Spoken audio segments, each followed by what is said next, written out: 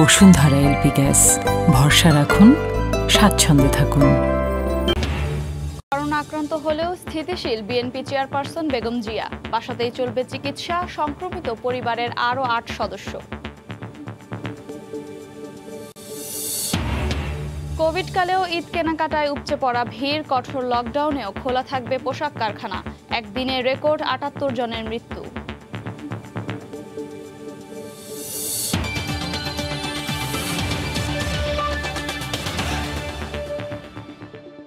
দেখছিলেন শিরোনাম, জনপদের সময়, সঙ্গে আছে আমি আফরোজা মৌটুসী।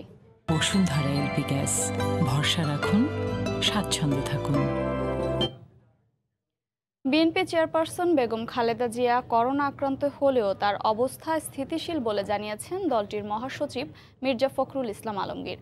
বিকেলে গুলশান কার্যালয়ে ব্রিফিংয়ে তিনি কথা জানান।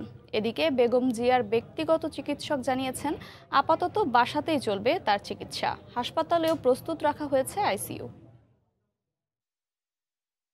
গত কয়েকদিন ধরেই জ্বরে ভুগছিলেন BNP chairperson Begum Khaleda Zia. Corona সন্দেহ হওয়ায় শনিবার বিকেলে আইসিডিডিআরবি হাসপাতালের সঙ্গে যোগাযোগ করে তার পরিবার। বিকেল ৩টার পর হাসপাতালটির টেকনোলজিস্টদের একটি দল বাসায় গিয়ে নমুনা সংগ্রহ করে। রোববার সামাজিক যোগাযোগ মাধ্যমে ছড়িয়ে পড়ে বেগম জিয়ার করোনা পরীক্ষার রিপোর্ট। পরিবার ও দল প্রথমে এ বিষয়ে কোনো মন্তব্য না করলেও নিশ্চিত করে স্বাস্থ্য অধিদপ্তর। বিএনপি নেত্রীর ব্যক্তিগত একজন চিকিৎসক তার স্বাস্থ্যগত দিক পর্যবেক্ষণ করেছেন। তিনি জানান তার বাসায় আরও ৮ জন করোনা আক্রান্ত। বেগম জিয়া চিকিৎসা নেবেন বাসায়, প্রয়োজনে প্রস্তুত রাখা হয়েছে একটি বেসরকারি হাসপাতালের আইসিইউ। দলটির মহাসচিবও জানান বিএনপি নেত্রীর শারীরিক অবস্থা স্থিতিশীল রয়েছে। প্রাইভেট হসপিটালে একটা কেবিন আমরা বুকিং করা আছে, আমাদের সব ধরনেরই করা আছে। বাসায় একটা হসপিটাল বানায় রাখছি আমরা, এখানে সব কিছু আছে, অক্সিজেন বলেন, চিকিৎসা বলেন, আইভি ইঞ্জেকশন বলেন, সব ধরনের প্রিপারেশন এখানে আছে আমাদের। ব্যক্তিগত চিকিৎসক যারা আছেন তাদের তত্ত্বাবধানে তার চিকিৎসা ইতিমধ্যেই শুরু হয়েছে এবং তিনি এখন স্টেবল আছেন, ভালো আছেন, আর তার কোনো টেম্পারেচার নেই, অন্য কোনো উপসর্গ তার নেই।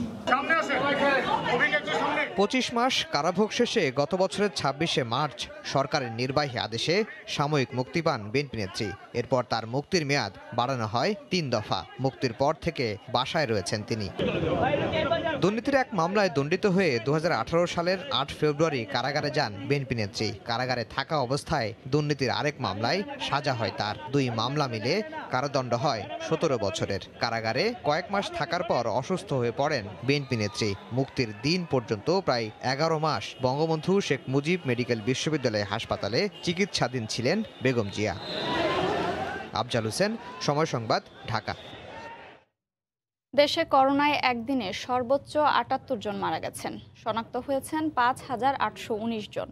সপ্তাহখানেক ধরেই করোনার নমুনা পরীক্ষা হচ্ছে দৈনিক ৩০,০০০ কিংবা তারও বেশি। তবে সাধারণ মানুষের ভোগান্তি কমছে না কোনোভাবেই। নমুনা দিতে নাম নিবন্ধনে পড়তে হচ্ছে নানা জটিলতায়। কর্তৃপক্ষ বলছে সংক্রমণ বেড়ে চলায় সক্ষমতা বাড়িয়েও হিমশিম খেতে হচ্ছে নমুনা পরীক্ষায়। ফারুক ভুইয়া রবিনের রিপোর্ট। রাজধানীর যাত্রাবাড়ি থেকে মুগদা মেডিকেলে এসেছেন মোস্তফা নাজমা দম্পতি। একজনের বেড়েছে শ্বাসজনিত সমস্যা, অন্যজনের দেখা দিয়েছে কোভিডের অন্য আরও উপসর্গ। কিন্তু 2 দিন চেষ্টা করেও পারছেন না নমুনা পরীক্ষা করাতে। রাতে 3টা বাজে আসছি আমি ভর্তি হওয়ার জন্য, আমার গলা দিয়ে রক্ত বের হচ্ছে, কিন্তু তারা ভর্তিও নিচ্ছে না, কোভিডের পরীক্ষা করার সুযোগও পাচ্ছে না। ফোন নাম্বার দিল, ফোন দিতে আসে, সকাল তালিকা হনে এরা ফোন রিসিভ করে না, সিরিয়াল দিতে পারি না, এই কারণে আর কি টেস্ট করাইতে পারি না। দেশে এখন রেকর্ড পরিমাণ পরীক্ষা হলেও পাল্লা দিয়ে বাড়ছে নমুনা দিতে ভোগান্তিও। নাম নিবন্ধন করাতে অপেক্ষায় থাকতে হচ্ছে দিনের পর দিন। একাধিক কেন্দ্র ঘুরেও সম্ভব হচ্ছে না নমুনা দেয়া। যারা পারছেন তাদের অভিজ্ঞতাও তিক্ত। ফোন করতে আসি ধরে না, কেমনি রেজিস্ট্রেশন করুন। 200-র উপরে কল দেওয়ার পরে সিরিয়ালটা দিয়েছে ওরা। ভোগান্তি তো মনে করেন যে শেষ নাই। ন্যাশনাল হাসপাতালে গেছি, এখানে আসছি 2 দিন যাবত ঘুরতেছি, বিভিন্ন রিজন দেখায় বলে যে আজকে না হয় কালকে আসবেন। 3 দিন ধরে চেষ্টা করতেছি নাম্বারে কালেক্ট করতে পারেন, আবার ওনারা ফোন ধরতে পারেন। কর্তৃপক্ষ বলছে সক্ষমতার তুলনায় নমুনা দেওয়ার চাপ বাড়ার কারণেই হিমশিম খেতে হচ্ছে পরিস্থিতি সামাল দিতে। 250 জনের মতো আমরা বাইরে থেকে নিচ্ছি। অস্বীকার করার উপায় নেই যে আমাদের যে সক্ষমতা তার তুলনায় চাহিদাটা একটু বেশি। এদিকে স্বাস্থ্য অধিদপ্তরের রোববারের তথ্যমতে সবশেষ 24 ঘন্টায় করোনা আক্রান্ত হয়ে মারা গেছেন রেকর্ড 78 জন, আর নতুন করে শনাক্ত হয়েছেন 5819 জন। ফারুক ভূঁইয়া, রবিন, সময় সংবাদ, ঢাকা। এদিকে সংক্রমণের বর্তমান উচ্চ হার কমতে আরও 3 থেকে 4 মাস সময় লাগবে বলে মনে করছেন বিশেষজ্ঞরা। সেই সঙ্গে আছে তৃতীয় ঢেউয়ের শঙ্কাও। সরকারি আদেশে বন্ধ হয়ে যাওয়া দেশের 12টি কোভিড হাসপাতাল এবং আইসোলেশন সেন্টার আবারও খোলার দাবি জানিয়েছেন স্বাস্থ্য বিশেষজ্ঞরা। স্বাস্থ্যমন্ত্রী জানিয়েছেন, সরকারি সিদ্ধান্তেই অস্থায়ী হাসপাতালগুলো বন্ধ করা হয়েছিল। আতিকুর রহমান তমালের রিপোর্ট। সারা বিশ্বই ধুঁকছে করোনার ধকলে। সেই ধাক্কা সামলাতে গত বছর জোরে সোরেই মাঠে নামে বাংলাদেশও। তখন সরকারি হাসপাতালগুলোতে কোভিড রোগীর জন্য আলাদা সেবা চালুর পাশাপাশি চালু করা হয় বেশ কিছু নতুন হাসপাতাল ও আইসোলেশন সেন্টার। কিন্তু জীবনযাত্রা, আবহাওয়া কিংবা যে কারণেই হোক না কেন, বাস্তবতা হলো করোনায় গত বছর বাংলাদেশে মৃত্যু আক্রান্তের সংখ্যা তুলনামূলক কমই ছিল, যে কারণে হাসপাতালে শয্যা ফাঁকা আছে এমন সংবাদও হয়েছে গত বছরের শেষ দিকে। সঙ্গত কারণে তখন নতুন তৈরি করা 12টি হাসপাতাল ও আইসোলেশন সেন্টার গত বছরের 24 সেপ্টেম্বর প্রজ্ঞাপন দিয়ে বন্ধ করার আদেশ দেয় সরকার। এর মধ্যে রয়েছে বসুন্ধরা আইসোলেশন সেন্টার সহ ঢাকার 5টি, চট্টগ্রামের 6টি এবং সিলেটের 1টি হাসপাতাল। সূত্র বলছে, গত বছরের শেষে যখন রোগীর সংকট ছিল তখন শুধু বসুন্ধরা আইসোলেশন সেন্টারের জন্য মাসে গুনতে হতো 67 লাখ টাকা। 4 মাসে এক আইসোলেশন সেন্টারের জন্য 2 কোটি টাকা ক্ষতি হয় সরকারের। মন্ত্রী বলছেন, সেপ্টেম্বরেই ওই 12 হাসপাতালের সব সরঞ্জাম বন্টন করা হয়েছে অন্য সরকারি হাসপাতালগুলোতে। আমরা একটা প্রেস কনফারেন্স করব এই বিষয়টা নিয়ে। এই বিষয়টা নিয়ে অনেক দূর যাবে। মন্ত্রী আরো বলেন, বসুন্ধরাটা ছিল আইসোলেশন সেন্টার, ওটা হাসপাতাল ছিল না। সেই হিসেবে ওটাকে আইসোলেশন সেন্টার হিসাবে তৈরি করা হয়েছিল। পরে দেখা গেল যে ওখানে কোনো রোগী যায় নাই। তখন বলা হলো যে ঠিক আছে, ওটাকে সরাই ফেলা হোক। তবে বিশেষজ্ঞরা বলছেন, যেহেতু এখন রোগীর চাপ বেশি, তাই সেগুলো আবার চালু করা উচিত। যেহেতু এটা আবার আসতে পারে, এই চেতনা যদি ওনাদের থাকতো তাহলে ওনারা এরকম একদম ডিসমেন্টাল করে দিতেন না জিনিসটাকে। শুধু তাই নয়, রোগীর চাপ যে হারে বাড়ছে তাতে ওই 12 হাসপাতাল যথেষ্ট নয় বলে মনে করেন তারা। আতিকুর রহমান তমাল, সময় সংবাদ, ঢাকা। সর্বাত্মক লকডাউনের বাকি আর মাত্র 2 দিন, আর সেই সুযোগেই যেন শুরু হয়ে গেছে উৎসবের প্রস্তুতি। পহেলা বৈশাখ আর ঈদ সামনে রেখে উপচে পড়া ভিড় রাজধানীর বিভিন্ন শপিং মল আর মার্কেটে। বেশিরভাগ ক্ষেত্রেই মানা হচ্ছে না স্বাস্থ্যবিধি, বাড়ছে সংক্রমণের ঝুঁকিও। এ যেন ঈদের আগের দিন, বলা চলে চাঁদ রাত। চলছে উৎসব উদযাপনের শেষ মুহূর্তের কেনাকাটা। রাজধানীর অধিকাংশ শপিং মল ও বিক্রয় কেন্দ্রের চিত্র এমনই, সবখানে উপচে পড়া ভিড়। ছোট ভাইয়ের বিয়ে, তো এই জন্য ইনস্ট্যান্ট বাধ্য হয়ে আসতে হয়েছে। ঈদের আগে আর লকডাউন ছাড়বে না, আমাদের আবার কেনাকাটা করার কোনো ওয়ে থাকবে না এর জন্য। চার দেয়ালে বদ্ধ মার্কেটে উপচে পড়া মানুষ আর প্রচন্ড গরমে নাজেহাল অবস্থা। বাড়ছে স্বাস্থ্য ঝুঁকিও, অথচ অতি প্রয়োজনীয় স্বাস্থ্যবিধি মানার ক্ষেত্রে চরম উদাসীনতা চোখে পড়ার মতো। নাচতে হইতো একটু জাস্ট বাচ্চাদের তো সমস্যা, ঈদের জন্য তো এইটাই ঝুঁকিপূর্ণ তো আছে, তারপরে গরম লাগলে তো খুলতেই হবে, কিছু করার নেই। এদিকে শপিং মল ও দোকান খোলার তৃতীয় দিনে ক্রেতার সমাগম বেশি হওয়ায় বেড়েছে বিক্রিও। তবে 14 এপ্রিল থেকে সর্বাত্মক লকডাউন শুরু হলে বড় ধরনের লোকসানের সংখ্যা বিক্রয় কর্মীদের। চলাটা মনে করেন যে এত টাপ হয়ে যাবে সামনে, কিছু বলার মতো নাই। গত বছর আমরা ব্যবসা বাণিজ্য হয় নাই, এইবারও একই অবস্থা। চলমান কঠোর বিধিনিষেধ একইভাবে চলবে আরও 2 দিন। সংক্রমণের এ পর্যায়ে প্রতিদিনই শনাক্ত আর মৃত্যুর রেকর্ড ভাঙা গড়ার খেলায় মত্ত মহামারী করোনা। তবু সাধারণ মানুষের মাঝে কাঙ্ক্ষিত সচেতনতার অভাব লক্ষণীয়। আর তাই বিশেষজ্ঞরা মনে করেন, সামনের পহেলা বৈশাখ, রোজা এবং ঈদে জনসমাগম রুখে দিতে সরকারের কঠোর ভূমিকার বিকল্প নেই। রাশেদ বাপ্পি, সময় সংবাদ, ঢাকা। এদিকে প্রথম ধাপের কঠোর বিধিনিষেধ 12 ও 13 এপ্রিলও থাকবে বলে জানিয়েছেন আওয়ামী লীগের সাধারণ সম্পাদক ওবায়দুল কাদের। সকালে তার সরকারি বাসভবনে নিয়মিত ব্রিফিংয়ে এই সিদ্ধান্তের কথা জানান তিনি। চলমান লকডাউনে ধারাবাহিকতা চলবে 13 তারিখ পর্যন্ত। এরপর 14 তারিখ থেকে সর্বাত্মক লকডাউন। আগামীকাল সোমবার এবং পরশু মঙ্গলবার যথারীতি শুধুমাত্র দেশের সিটি কর্পোরেশন এলাকায় শর্ত সাপেক্ষে সমন্বিত ভার অর্ধেক আসন খালি রেখে গণপরিবহন চলবে এবং দূরপাল্লার যাত্রী পরিবহন বন্ধ থাকবে পরবর্তী নির্দেশ না দেওয়া পর্যন্ত। আগামী 14 এপ্রিল থেকে সর্বাত্মক লকডাউনেও তৈরি পোশাক কারখানা খোলা থাকবে বলে জানিয়েছেন বিজিএমইএর নবনির্বাচিত সভাপতি ফারুক হাসান। বিকেলে এক ভিডিও বার্তায় তিনি কথা জানান। এ সময় শিল্প কারখানার মালিকদের স্বাস্থ্যবিধি মেনে কাজ চালিয়ে যাওয়ার আহ্বান জানান তিনি। পোশাক সহ অন্যান্য বস্ত্র খাতের শিল্পগুলো শ্রমিকদের বয়স 18 থেকে 30 বছর হওয়ার কারণে হার্ড ইমিউনিটি এবং তাদের রেজিস্ট্যান্স পাওয়ার অনেক বেশি, সেগুলো সব বিবেচনা করে এবং এই সময় ফ্যাক্টরি বন্ধ দিলে শ্রমিকরা দেশে চলে যাবে, এটাতে পাবলিক ট্রান্সপোর্ট ইউজ করে আরও সংক্রমণের বেশি হওয়ার সম্ভাবনা, সমস্ত কিছু বিবেচনা করে আগামী 14 তারিখ থেকে যে লকডাউন হবে সেখানে সব ধরনের শিল্প কারখানা চালু থাকবে। 14 এপ্রিল থেকে সর্বাত্মক লকডাউন, তাই বিভিন্ন জেলা থেকে জরুরি কাজে রাজধানীতে আসা যাত্রীদের তোড়জোড় ঘরে ফেরার। আন্তজেলা পরিবহন বন্ধ থাকায় প্রাইভেট কার, মাইক্রোবাস ও মোটর বাইক হয়ে উঠছে বাড়ি ফেরার দূরপাল্লার বাহন। আরিচা ও পাটুরিয়া ফেরিঘাটে বাড়ি ফেরা মানুষের বাড়তি চাপে সৃষ্টি হয় দীর্ঘ যানজট। গাবতলী বাস কাউন্টার, অলস দাঁড়িয়ে সারি সারি বাস। টার্মিনালের ভেতরে ফাঁকা কাউন্টারে যাত্রী না থাকলেও বাইরে চিত্র ভিন্ন। বাড়ি ফিরতে মরিয়া মানুষ মালপত্র নিয়ে ছুটছেন গাড়ির খোঁজে। অন্যদিকে প্রাইভেট কারে যাত্রী তুলতে হাকডাক পরিবহন শ্রমিকদের, তবে সরাসরি নয়। আরিচা ও পাটুরিয়া ফেরিঘাট হয়ে পথ ভেঙে যেতে হবে। এতে দুর্ভোগে পড়েছেন উত্তর ও দক্ষিণবঙ্গের হাজার হাজার মানুষ। দূরপাল্লার বাস বন্ধ থাকায় মাইক্রোবাস, প্রাইভেট কার ও মোটর বাইক হয়ে উঠেছে বাড়ি যাওয়ার বাহন। যেভাবে হোক বরিশাল পৌঁছাই দিব, রোজায় পরে ঈদে পরে আমাদের সমস্যা। কেউ যাত্রী নিচ্ছে না, দুই একটা বাস পাওয়া যাচ্ছে, তারা পাটুরিয়া ঘাট যাচ্ছে। পাটুরিয়া ঘাট পর্যন্ত গাড়ি পাচ্ছে আর ওপারে যে হয়রানির শিকার হচ্ছে। তবে ভাড়া বেশি হওয়ায় বিপদে পড়েছেন স্বল্প আয়ের মানুষ। এই পরিস্থিতিতে আমি কিভাবে যাব? গাড়ি পাচ্ছি না, বা যে অতিরিক্ত ভাড়া, এই ভাড়াটা কিভাবে দেবো আমরা? প্রাইভেট কার যারা আছে তো ভাড়া অনেক চাচ্ছে, 100 টাকার ভাড়া 500 টাকা দিয়ে যেতে হচ্ছে। এখন বাস তো এখন নাই, এখন আমরা আরিচা পাটুরিয়া 400 করে নিচ্ছি। 400 করে হলে 4 জন 1600 টাকা ভাড়া হয়। এদিকে কঠোর লকডাউনের আগে ছোট ছোট যানবাহনে গাদাগাদি করে ফেরি পার হচ্ছেন নিরুপায় যাত্রীরা। নেই স্বাস্থ্যবিধি মানার কোনো বালাই। গাদাগাদি করে যাচ্ছে, আপনার অনেক ভিড়, জ্যাম, আর ফেরি আসতে লেট হচ্ছে। যানজট ভয়ানক অবস্থা, মানে ওপা তো যেতেই পারছি না। ভাড়া ডবল, 3 ডবল, 300 টাকার ভাড়া 1000 টাকা নেছে। পাটুরিয়া, দৌলতদিয়া ও কাজিরহাট নৌ রুটে 20টি ফেরি চলাচল করছে। হাজিরা শিউলি, সময় সংবাদ, ঢাকা। করোনা সংকটের মধ্যে এবার প্রতীকীভাবে হবে মঙ্গল শোভাযাত্রা। বৈশাখের প্রথম দিন সকাল 9টায় সীমিত পরিসরে এই উৎসবে অংশ নিতে পারবেন কেবল আমন্ত্রিতরা। তরিকুল ইসলাম সৌরভের রিপোর্ট।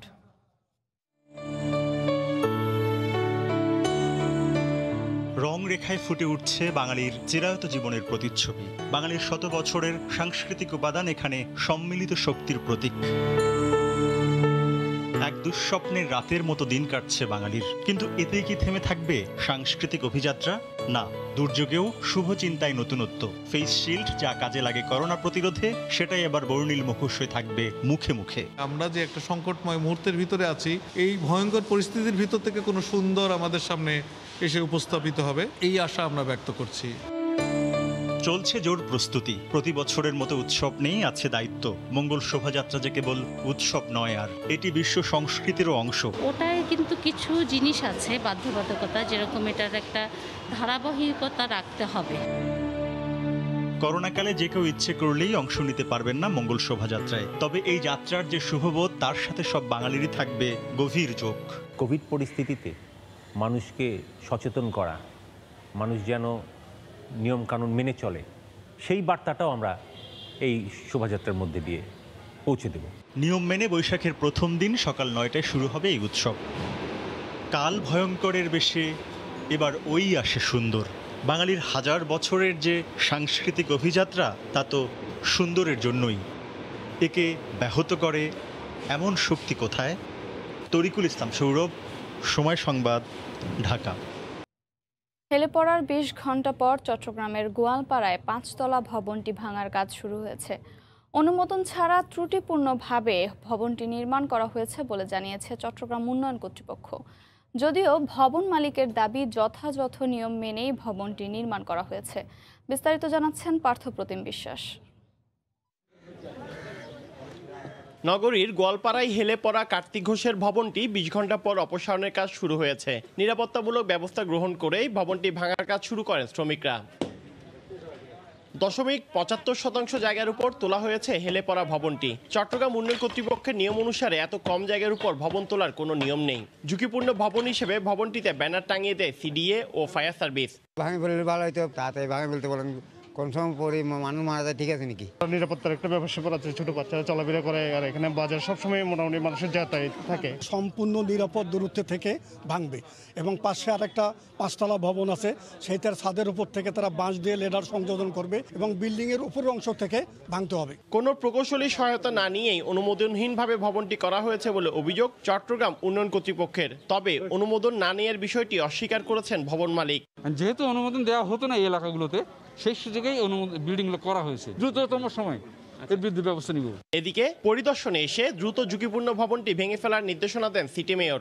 অনভিজ্ঞ লোকজন দিয়ে যদি এটা ভাঙতে যায় তাহলে আরেকটা দুর্ঘটনা ঘটার সম্ভাবনা আছে। এই জন্য সিডিএ এবং এই ফায়ার সার্ভিসের সাথে টেকনিক্যাল সাপোর্ট নেওয়ার জন্য আমি তাদেরকে বলেছি। শনিবার সন্ধ্যায় কার্তিক ঘোষ নামের ভবনটির নিচের পিলারের সংস্কার কাজ করার সময় সামনের দিকে হেলে পড়ে। পার্থপ্রতিম বিশ্বাস, সময় সংবাদ, চট্টগ্রাম। গেল কয়েক বছর ধরে কক্সবাজার সমুদ্র সৈকতে ভেসে আসছে মৃত কাছিম, ডলফিন ও তিমি, কিন্তু জানা যায়নি এসব সামুদ্রিক প্রাণীর মৃত্যুর রহস্য। গবেষকরা বলছেন সাগরে আঘাতপ্রাপ্ত হয়ে এসব মৃত সামুদ্রিক প্রাণী ভেসে আসছে। দূষণের মাত্রা বাড়ায় মৃত্যুর কারণ কিনা খতিয়ে দেখার দাবি পরিবেশবাদীদের। সামুদ্রিক গবেষণা ইনস্টিটিউট বলছে কারণ অনুসন্ধানে কাজ চলছে। আরও জানাচ্ছেন সুজাউদ্দিন রুবেল। শুক্রবার হিমছড়ি সৈকতে ভেসে আসে বিশাল আকৃতির মৃত তিমি। পরদিন শনিবার ভেসে আসে আরও একটি মৃত তিমি, যাদের গায়ে ছিল আঘাতের চিহ্ন, ভাঙা ছিল হাড়ও। অনেক দিন আগে এটা মারা গিয়েছে, কিন্তু পিঠে বড় ধরনের আঘাত রয়েছে, হাড় দিয়েও কিন্তু ভাঙা আছে। 10-15 দিন আগে সাগরে কি হয়েছিল এটাও দেখা দরকার। বিপন্ন প্রজাতি, এরা মারা পড়লে আমাদের এনভায়রনমেন্টের যে ব্যাপক ক্ষতি নিয়ে আসবে। বারবার কক্সবাজার সৈকতে মৃত সামুদ্রিক প্রাণী ভেসে আসার ঘটনায় উদ্বিগ্ন পরিবেশবাদীরা। প্রচুর পরিমাণে ময়লা কিন্তু বর্ষা সিজনে ওয়াশ আউট হয়ে সমুদ্রে চলে আসতেছে। গত বছর আমরা দেখলাম, এই বছর আমরা দেখছি, তো আমাদের এই বিষয়ে আমরা কাজ করছি। সামুদ্রিক গবেষণা ইনস্টিটিউটের বৈজ্ঞানিক কর্মকর্তা জানান, মৃত সামুদ্রিক প্রাণী ভেসে আসার কারণ অনুসন্ধানে কাজ করছেন তারা। সমুদ্র সম্পদ এবং সামুদ্রিক জীববৈচিত্র্য রক্ষায় অবশ্যই সমুদ্র কমিশন গঠন করা উচিত। সমুদ্রে কোনো পরিবেশ দূষণ হচ্ছে কিনা এই বিষয়টি খতিয়ে দেখা দরকার বলে আমরা মনে করি। মৃত তিমি দুটি বালিয়াড়িতে গর্ত করে চাপা দেয়া হয়েছে। পরে কঙ্কালগুলো সংগ্রহ করে জাদুঘরে সংরক্ষণ করা হবে বলে জানায় প্রশাসন। সাগরের নিরহ প্রাণী বলা হয়ে থাকে ডলফিন ও তিমিকে। এসব প্রাণী এখন দিন দিন হুমকির মুখে পড়েছে। তাই এসব প্রাণী সুরক্ষায় সরকারের পদক্ষেপ নেওয়ার দাবি জানিয়েছেন পরিবেশবাদীরা। সুজাউদ্দিন রুবেল, সময় সংবাদ, কক্সবাজার।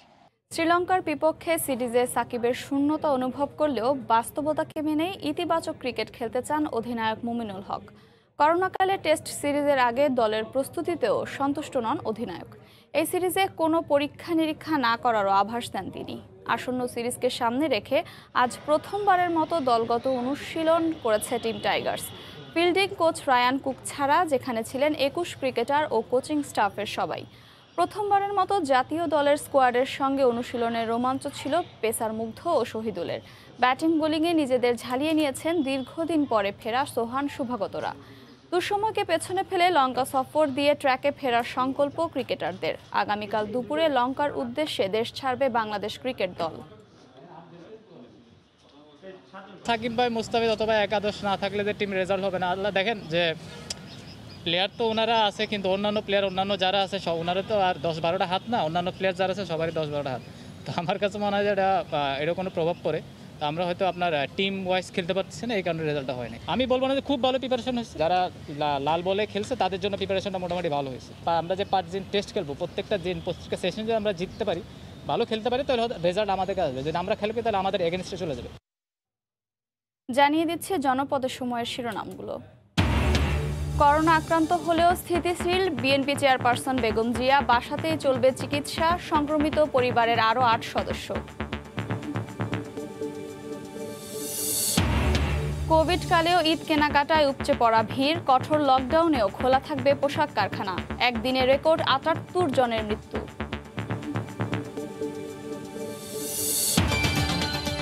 এই ছিল এখনকার মতো, সঙ্গে থাকুন সময়ে।